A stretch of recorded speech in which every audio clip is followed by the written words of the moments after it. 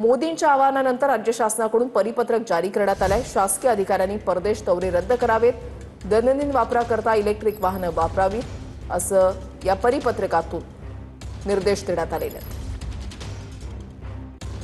परकीय चलन वाचवण्यासाठी शासकीय अधिकाऱ्यांनी मंजूर असलेले परदेश दौरे रद्द करावेत। शासकीय अधिकाऱ्यांनी नवीन दौऱ्यांची आखणी करू नये। दैनंदिन वापराकरता इलेक्ट्रिक वाहनांचा वापर करावा। कार्यालयीन कामानिमित्त नियोजित स्थळांना भेटी दरम्यान कमीत कमी वाहनांचा वापर करावा। ते पेट्रोल डिझेल वाचवता येईल तो प्रयत्न आमचा असणार आहे। त्यामुळे पुढच्या काळामध्ये मोठे कार्यक्रम देखील आम्ही करणार नाहीत।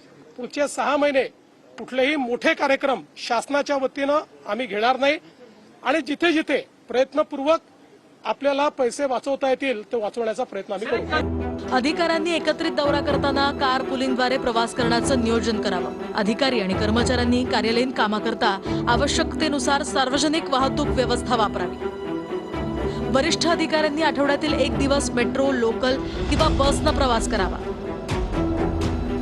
इलेक्ट्रिक वाहनांची चार्जिंग यंत्रणा सक्षम करावी। ताफ्यातल्या पण गाड्या कमी केलेल्या आहेत, ज्या सुरक्षेसाठी आवश्यक आहेत म्हणून पोलिसांनी सांगितलं तेवढ्याच गाड्या आहेत। 3 गाड्या ताफ्यामध्ये आहेत आणि माननीय नरेंद्र मोदी साहेबांनी आवाहन केल्यानंतर आमचे शिवसेनेचे पक्षप्रमुख मुख्य नेते एकनाथ शिंदे साहेबांनी जर त्याची अंमलबजावणी करायला सुरुवात केलेली आहे तर स्वाभाविक आम्ही देखील शिवसैनिक म्हणून ती प्रथा पुढे नेली पाहिजे। कारण प्रधानमंत्र्यांचे आवाहन करत ते देशहिताकरता आहे आणि त्यामध्ये विशेषतः पेट्रोल डिझेल आपण 87% इम्पोर्ट करतो आणि आता या विशेषतः अमेरिका इराण युद्धानंतर काय स्थिती आहे ती लक्षात घेता आपल्या सगळ्यांनी जबाबदार नागरिक म्हणून त्या आव्हानाला प्रतिसाद द्यावा। मंत्रालयीन, विभागीय, जिल्हास्तरीय बैठकांसाठी व्हिडिओ कॉन्फरन्सिंगचा वापर करावा। विद्यापीठांनी सर्व बैठका, प्रशिक्षण, चर्चासत्र ऑनलाईन पद्धतीने आयोजित करावी। पोलीस विभागानं कोणत्याही प्रयोजनाकरता बाईक रॅली किंवा वाहनांच्या मिरवणुका यासाठी परवानगी देऊ नये। माहिती आणि जनसंपर्क खात्यानं माफक प्रमाणात जाहिराती प्रसारित कराव्यात। अनावश्यक खर्च टाळावा। फ्लेक्स, बॅनर यांचा कमीत कमी वापर करावा।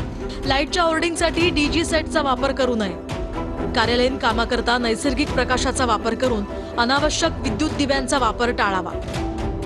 कार्यालयीन वेळ संपल्यानंतर दिवे, पंखे, संगणक, एसी सारखी उपकरणं बंद करावीत। एसीचं तापमान 24 ते 26 अंशांवर ठेवावं। प्रधानमंत्री सूर्यघर योजनेअंतर्गत जास्तीत जास्त घरांवर सोलार यंत्रणा बसवण्यावर भर द्यावा।